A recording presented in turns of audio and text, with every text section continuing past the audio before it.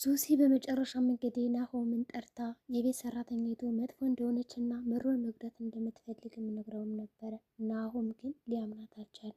ለምን? ከዚህ በፊት ሱሲ ምን አይነት ሰው እንደነበረች ጠንቅቀው ያውቃሉ ሁላቸውም። አሁን ላይ ሱሲ ለመቀየር ብትሞክርም እነሱ ግን የድሮ ማንነቷን እያነሱ ሞራሏን እየነኳት ትገኛለች። ይሁን እንጂ ተስፋ አልቆረጠችም። አሁንም ቢሆን ስለ ምሩ እታገላለሁ፣ የመጣው ይምጣ እንጂ እኔ በበኩል ያየሁትን ነገር ተናግሬ ከዛ በኋላ የሚመጣብኝን ኃላፊነትና ድርሻ ለመውሰድ ዝግጁ ነኝ።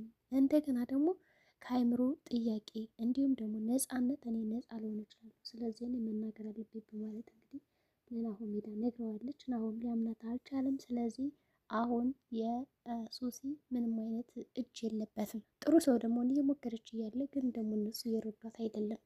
እንዲሁም ደግሞ በጣም የምትቀርባት ጓደኛው ምሩ ለጽናት ልንገራት በማለትም ይህንን ሀሳብ አንስታላን ነበረ። ጽናትም እሺ እንግዲህ ምንድን ነው የምንነግርህ በማለት አዳመጠቻት። ግን ጽናት ልትረዳት አልቻለችም። ይባስ ብላ ደግሞ አንቺ እኮ እዚህ በፊት እየሰጠሽኝ መርዝ አለ፣ እሱን ረሳሽው፣ ዘነጋሽው እና ነው አሁን ስለ ምሩ የምትጨነቀው በማለት በጣም ነበር የወረደችባት፣ የሰደበቻት ማለት ይቻላል። እንዲሁም ደግሞ ጽናት በጣም ስሜታዊ ሆና ነበረ። ምክንያቱም እንዴት ነው ስለምሩ የምትጨነቂው? በዛ ሰዓት እኔ እንደዛ አድርገሽኝ ሁሉ በደል አድርሰሽብኝ አሁን እንዴት ልመንሽ? ምናልባት አንቺ ራስሽ እየፈጠርሽ ቢሆን ሲያወራሽ ትላታለች ማለት ነው። እሷ ግን እየፈጠርኩ አይደለም እባክሽ ተርጂ ብትላት እየተረዳቻት አይደለም። በሌላ በኩል እንግዲህ ያቺ ሰላም የምትባለው ያው ድሮም ለዝንብ ዝቅ ሲሉለት ምንድን ነው ብላ እንግዲህ ቅዱሴን በጣም ነው ያስከፋችው ያናደደችው። እንግዲህ የሰላም አፍቃሪዎቹ በጣም ብዙ ከመሆናቸው የተነሳ ኢጠጥ የሚባለው ደግሞ በአሁኑ ቅዱሴን መንገድ ላይ ቆሞ አግኝቶ ራሱ ገፍትሮት ነበር ሄደው። ቅዱስም እንግዲህ ለምንድን ነው ገፍትረኝ የምትሄድ በማለት ቢያናግረውም እንግዲህ ከናሆም አባት ጋር ሆኖ ሳለ ሊሸኘው ወጥቶ በዛ ሰዓት ነበር እንግዲህ የገፈተረው። ይሁን እንጂ ኢጠጤ ምን አገባ ወንድ አይደለም በማለት እንግዲህ በዞር በልልኝ አሁን እኔ አባት አልሆንም እንዴ ሲለው የናሆም አባት እሱም እንግዲህ ጥሎት ሄደ ማለት ነው። ግን ደግሞ መጨረሻ ላይ ያው ከቤቱ መጥቶ ደግሞ ቤቱን ፍልስልስ አድርጎበታል። የሚሆነው እንግዲህ ከሰላም ራቅ በማለት ቅዱስን በጩቤ ሊወጋው ሲል ናቲ ከጀርባ መጥቶ እንግዲህ ጭንቅላቱን ወግቶታል። ይሁን እንጂ ቅዱስን በዚህ አልተስማማም። ለምንድን ነው ልክ እንደ ሴት ከጀርባ መተህ የምትመታው? ፊት ለፊት አትከፍተውም እንዴ ምናምን ይለዋል። ለነገሩ ማን እንደላከብኝ ሂጅ ጠይቃታለሁ ሄደና ስተት ብሎ ወደ ሰላም ነበር ሄደው። ሰላምም እንግዲህ ፏዝንጥ ብላ ያው መንገድ ላይ ስታገኘው ምንድነው ደግሞ አላማሽ? እኔ አንቺን በመውደዴና በማፍቀሬ ቆጭቶኛል፣ ጸጽቶኛል፣ በጣም እጠላሻለሁ። ከዛ በተጨማሪ ደግሞ የረሳሁትን ፍቅሬን እንግዲህ ለማስታወስ ስለሞከርሽ ይህ ብቻ ያስቀጣሻል፣ ያስከፍልሻል። በአሁኑ ደግሞ ምኑን ጣጣ ይዘሽብኝ መጣሽ? ጎረምሳሽ ላክሽብኝ አይደል አስደበደብሽኝ በማለት እንግዲህ ይወርድባታል። በጣም ተናዶ ነበረ። ሰላምም ውርድ አድርጋ ነው የሄደችው። ከዚህ በኋላ እኔ አንተን አልለምጥም ብሎ ነው እንግዲህ ጥላ የሄደችው። በኋላ ይቆጫል ብለዋለች። እንግዲህ ቅዱስ ይቆጫል ወይስ ደግሞ አይቆጨውም? ሰላምን በእርግጠኝነት እንግዲህ እሱን እንደምትወድና ሌላ ከማንም ሰው እንደሌላት ብትነግረው፣ ከዛ በተጨማሪ ደግሞ ቅዱስም ከዚ በፊት ያየባትን ነገር እያንዳንዱ ለሰላም ቢነግራትና ከዛ አንድ ላይ ቢሆኑ በጣም አሪፍ ሀሳብ ነበረ። ግን እነዚህ ሁለት ሰዎች ያው ችግራቸውን መፍታት አልቻሉም። መነጫነጭ ነው ስራቸው። ሰላም አሁን ላይ የምትመልስ አይመስለኝም።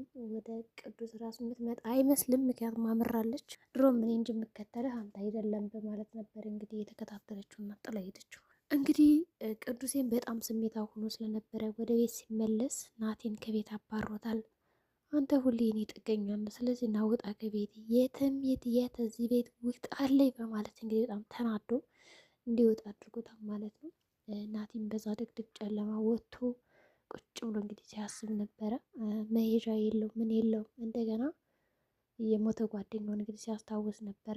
ምን ነበረበት አሁን እንደዚህ በቃ ፈሪና ስሜታዊ አድርገኝ፣ እንደውም ደግሞ በራስ መተማመኔ አሳጥታኝ ቀረህ አይደለ ዛሬ የእውነት ረግሜያለሁ በማለት እንግዲህ ጓደኛውን እየረገመው ይገኛል። እንግዲህ ምን እንዳደረገው አናውቅም።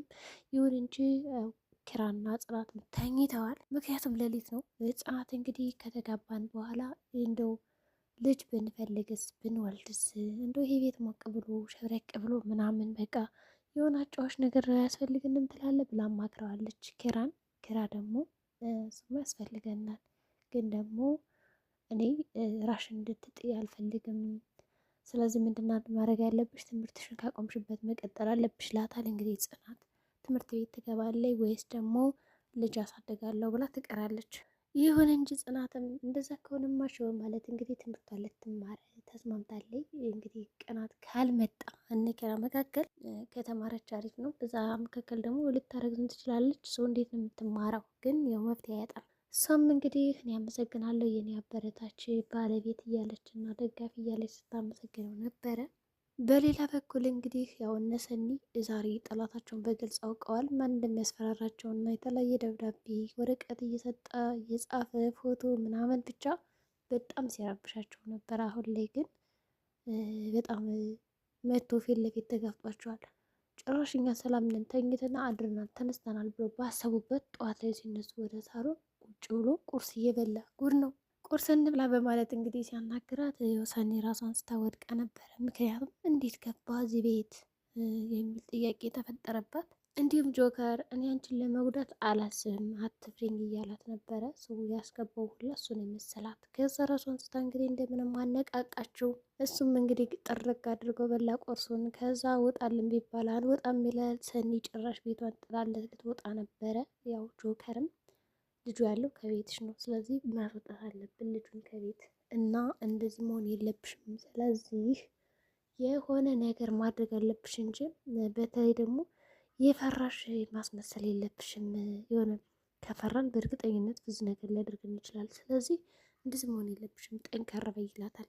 እሺ ተረጋጋው ልበል፣ ከዛ አስገብቼ ምን ታደርገዋለህ? ልጁ ወደ ውስጥ ታስገባዋለህ ወይስ እንዴት ነው ትለዋለች። እሱም ችግር የለም በማለት ነው እንግዲህ ሄደው አጅሬም እንግዲህ ያው አንቺም የዋት ትመስያለሽ በማለት ያው ከሰኒ ፊት ለመደባደብ ይሞክራሉ። ሰኒ በዚህ መካከል እንግዲህ በጣም ተጫዋለች። እሩ ብትል የማን እርዳት። ሁለታቸውም እንግዲህ እየተጨፋጨፉ ነው ያሉት ፊት ለፊቷ።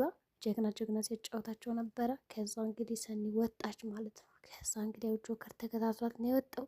የሴት ነገር እንግዲህ አታገላግልም እንዴ? ለነገሩ እንዴት ምን አቅም አላት? እዛ እንደ ጨብልቀው ቢጥሏት ሳይ ሰኒ እና ብቻ በጣም ስታለቅስ ነበረ ሰኒ። እንግዲህ በሌላ በኩል ሄኖክ ደግሞ ጭንቅላቱን ተፈንክቶ ነበረ። ወደ ስራ ቦታ ሲመለስ እንደታሰረ ነው ጭንቅላቱ። ሀና ታየዋለች። እንዴት ነኝ አላማረብኝም እንዴ ምናምን እያለ ያው ይነግራታል። እሷ ደግሞ አመሰግናለሁ አምሮብኛል ምናምን ትለዋለች ማለት ነው። ያው ሀና አልገባትም። ሰው በቀልድም በጨዋታም ስሬስ ሆና እያወራችው እንዲሁ ፈታ ዘና እያለች ነበረ። ከዛ ኪያ መጣችው ቀናች። ሀና ኪራይ የሰጠች ስራ የለም እንዴ? ስራ ከሌለሽ እኔ ልስጥሽ አለቻት። እንግዲህ ከሄኖክ ጋር በጣም ብዙ እያወሩ ስለነበረ እንዲሁም እየተሞጋገሱ ስለነበረ እንግዲህ ኪያ ሄኖክ የሚባለው ልጅ ያው ሳትወደው አትቀርም። ሄኖክም እንግዲህ ያውቆ ነው እንደዛ የሚያነጫንጫት ከሀና ጋር ላውራ የሚላት ራሱ ስለሚፈልጋት ነው ልጅቷን። ይሁን እንጂ አጅሬትም እረ እንደውም በጣም ስራ ነው ያለብኝ፣ ወደ ቢሮ መሄድ አለብኝ፣ አለቃ ሳይመጣ አስታወሽ ትልና ጥላቸው ትሄዳለች። ከዛ ሄኖክም ይወጣል። ከዛ ኪያም ብቻዋን ቁጭ ብሎ ምን እየሆንኩ ነው የሚል ጥያቄም ጠየቀች ራሷን። እንግዲህ ሰኒና ጆከር መጨረሻቸው ምን ሊሆን ይችላል? ሰኒ ለፖሊስ እጅ አመለክታለሁ፣ ከዚህ በኋላ መደባበቅ አልፈልግም፣ ሰላም የነበርኩትን ህይወቴን ማደፍረስ አልፈልግም፣ ሲጀመር አንተ ነህ ከዚህ ውስጥ የከተትከኝ እያለችው ነው። ጆከር ምን አደረግኩና ነው በማለት ያው ያስታውሳታል። ከዛ በተጨማሪ ደግሞ በቃ የራሱ ጉዳይ ነው ብላ ጥላው ነው ሄደች። እንግዲህ ወደ ውስጥ ከገባች በኋላ ራሱ መረጋጋት አልቻለችም። በጣም ስትርበተበት ነበር። ምናልባትም እኮ ስፒድ ላይ ሞት ይችላል። ይህ ጓደኛው ምናልባት ለመበቀል ፈልጎ ሞቷል እያለ እያስፈራራቸው ቢሆንስ እንዴት ነው ሊሞት የሚችለው? ገና እኮ አንድ ጊዜ ነው ድብድብ ያደረገው። ስለዚህ መሬት ላይ ወደቀ እንጂ አልሞተም። ብቻ ስፒድ በህይወት ያለ ይመስላል፣ ግን እየተበቀላቸው ነው እስር ቤት ላለመግባት። እንግዲህ ሱሲም ለናሆም ብንነግረው ናሆም አላመናትም። ወደ ቤት ከሄደ በኋላ እንግዲህ ያቺ ሰራተኛቱን እየጮኸባት እውነት አግኝተሻታል ብሎ ስጠይቃት እሷ አላገኘኋትም በማለት ሸመጠጠች። እንዲሁም ቀድማ ተዘጋጅታ ነበረ ሱሲን ውሸታም ነው ያስባለቻት። ምክንያቱም እሷ እንደውም ደብድባኛለች፣ ከዛ ቤት መንቀር ያስወጣሻለሁ ብለኛለች ምናምን ያለችው። ናሆም እንግዲህ በጣም እየጮኸ ነበር ያናገራት። ያው ቀስ ብሎ በእርጋታ ቢያናገራት በእርግጥ ትመልስ ነበር። ይሁን እንጂ በቃ እሺ አላለችም። ሱሲም ወደ ቤት እየሄደች እያለች ለማለናገር እዚህ ሀገር ያለኝ ዘመድ ኪራ ብቻ ነው፣ ከኪራ ጋር ከነገሩት ያጣሉኛል፣ በእርግጠኝነት ኪራ ደግሞ ያስወጣኛል እዚህ ቤት እያለ እየፈራች ነው። ለጽናት እንግዲህ እየነገረቻት ነው። ጽናት ደግሞ አልተረዳቻትም፣ ተንቀለቀለችባት።